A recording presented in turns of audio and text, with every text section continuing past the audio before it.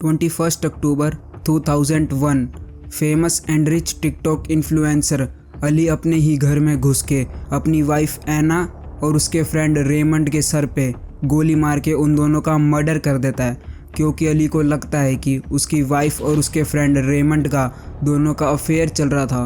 पर सच्चाई इससे बहुत अलग थी। पुलिस जब इन्वेस्टिगेशन स्टार्ट करती है और जो पुलिस को पता चलता है तब उनके भी पैरों तले ज़मीन खिसक जाती है। वो बहुत शॉकिंग रियलिटी थी। आखिर अली ने अपनी ही वाइफ ऐना का मर्डर क्यों किया था और आखिर ऐना और अली थे कौन? खुलेंगे केस के राज हिमांशु के साथ।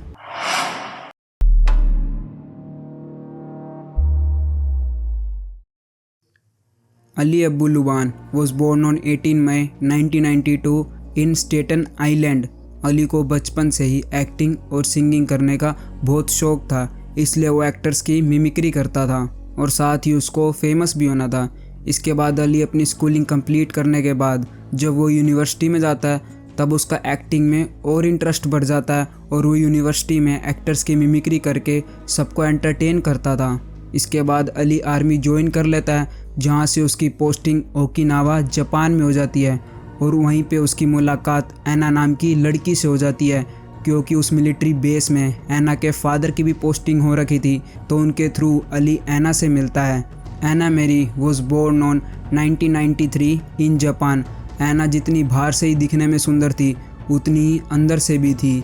ऐना सबका ख्याल रखती और सबसे अच्छे से बात करती थी, इसलिए उसके बहुत सारे फ्रेंड्स थे और सब उसको बहुत पसंद करते थे। ईयर 2014 में अली को ऐना से लव एट फर्स्ट साइट हो गया था। वो उसको देखते ही उसके प्यार में पड़ चुका था और ऐना की साइड से भी इक्वल फीलिंग्स थी अली के लिए, इसलिए दोनों डेट करना स्टार्ट कर देते हैं। अली को ऐना बहुत ही ज़्यादा सुंदर लगती है और वो उसका हद से ज़्यादा ध्यान रखने लग गया था। इस रिलेशनशिप के कुछ ही हफ्तों बाद ऐना की फ्रेंड एक चीज़ नोटिस करती है कि अली ऐना से रिलेटेड छोटी छोटी बातें नोटिस करता था, क्योंकि ऐना की फ्रेंड ने जब उसको कॉल किया था तब अली उसको बोलता है कि तूने मेरी गर्लफ्रेंड को कॉल क्यों किया, तुझे उससे क्या काम है, तुझे पता नहीं क्या वो मेरे साथ हैं। अली का ये बिहेवियर देख के ये तो कंफर्म हो गया था कि वो ऐना से बहुत ही ज़्यादा ऑब्सेस्ड हो गया था और उसको पसंद नहीं था कि ऐना उसके अलावा किसी और से बात करे, फिर चाहे वो लड़का हो या फिर लड़की। स्टार्टिंग में रिलेशनशिप तो बढ़िया चल रहा था, जैसे शुरुआत में सब कुछ अच्छा लगता है, दोनों एक दूसरे की कंपनी भी एंजॉय कर रहे थे, यहाँ तक कि अली 1 साल के अंदर ही ऐना को शादी के लिए प्रपोज कर देता है और ऐना भी उसका प्रपोजल एक्सेप्ट कर लेती है। फिर ईयर 2015 में दोनों शादी कर लेते हैं और इसके कुछ ही महीनों बाद उनको एक बेटी होती है। इसके बाद तीनों वर्जीनिया शिफ्ट हो जाते हैं। उनकी लाइफ एकदम बढ़िया चल रही थी। अब ईयर 2019 में अली टिकटॉक पे एक्टिंग की स्किट्स वीडियो बनाकर पोस्ट करना स्टार्ट कर देता है और जो वो वीडियो अपनी बेटी के साथ बना के पोस्ट करता था वो इंस्टेंट ही वायरल हो जाती थी, उन पे मिलियंस ऑफ व्यूज़ आते थे। तब अली एक चीज़ नोटिस करता है कि जो वो वीडियो अपनी फैमिली के साथ बना के पोस्ट करता है वो जल्दी वायरल हो जाती है, उन पे बहुत ज़्यादा व्यूज़ आते हैं, इसलिए अपनी फैमिली के साथ वीडियो बना के पोस्ट करना स्टार्ट कर देता है, जिससे उसके अकाउंट पे जल्दी से 9 लाख फॉलोअर्स हो जाते हैं। इसके बाद इन ईयर 2021 में और अपॉर्चुनिटीज़ के लिए ऐना और अली वर्जीनिया से सैन डिएगो शिफ्ट हो जाते हैं और वहीं के एक लग्जरी अपार्टमेंट में रहने लग जाते हैं। साथ ही ऐना भी अपना टिकटॉक पे अकाउंट बना लेती है और वहाँ पे डेली व्लॉग्स जैसे कि जिम और पार्टीज़ वगैरह की वीडियोस पोस्ट करना स्टार्ट कर देती है। और साथ ही ऐना दिखने में तो बहुत सुंदर थी, इसलिए उसके फॉलोवर बहुत तेज़ी से बढ़ने लग जाते हैं। दोनों साथ में वीडियोस तो पोस्ट ऐसे करते थे कि दोनों एक दूसरे के साथ बहुत खुश हैं, उनकी लाइफ एकदम बढ़िया चल रही है, उनकी लाइफ में कोई प्रॉब्लम नहीं है। पर असलियत इससे बहुत अलग थी। अली को ऐना का बाहर जाना, पार्टी करना और लोगों से मिलना बिल्कुल पसंद नहीं था। वो उसके लिए बहुत ही ज़्यादा ऑब्सेसिव और पोजेसिव हो गया था, क्योंकि अली अब कंट्रोलिंग हो गया था। वो ऐना की लाइफ और उसके एक्शंस को कंट्रोल करने लग गया था। Give me my phone back. Ollie, give me my phone back. Marriott Marquise, that's the place you have the birthday. Yeah. Oh, so you're going? I'm not going. Luke's gonna be there. I told you we're going to a hotel.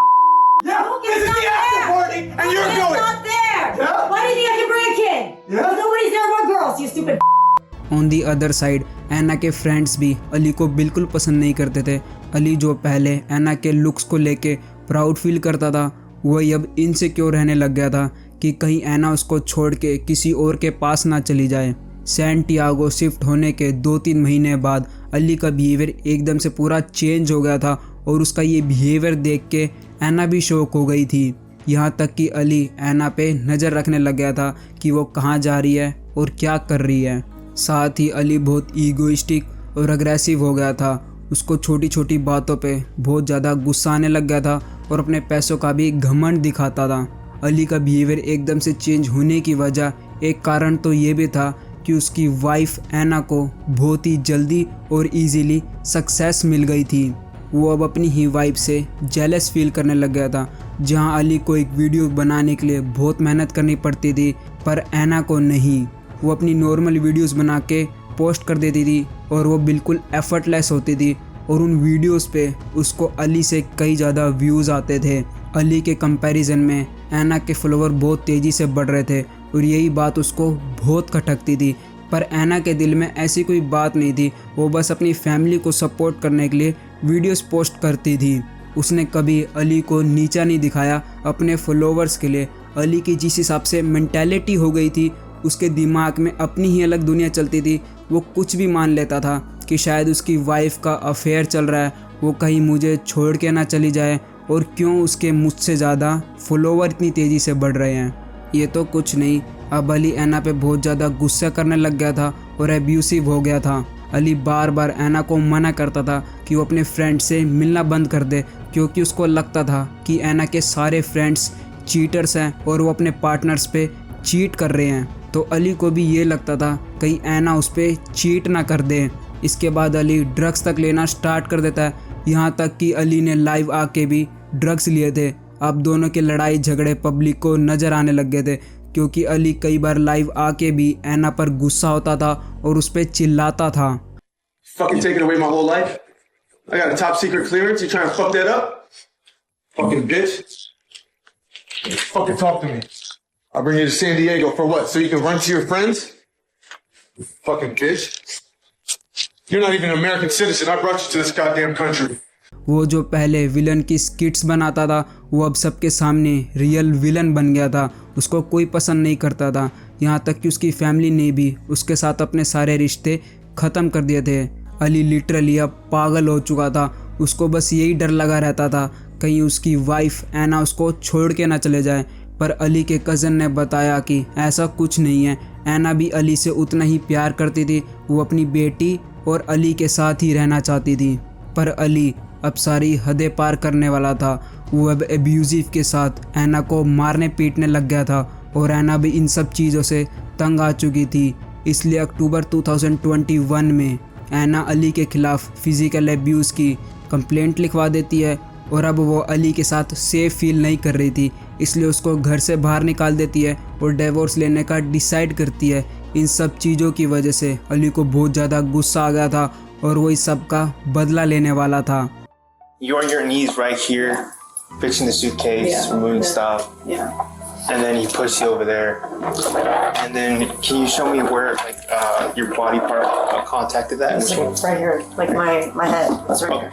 फ़िलहाल तो Ali hotel में shift हो गया था और उसने अपने घर की डुप्लीकेट चाबी भी बनवा ली थी। अली किसी भी हालत में ऐना को छोड़ना नहीं चाहता था और वो उसके बिना नहीं रह सकता था। अली को ये लगता था कि उसकी लाइफ उसकी वजह से ख़राब हुई थी।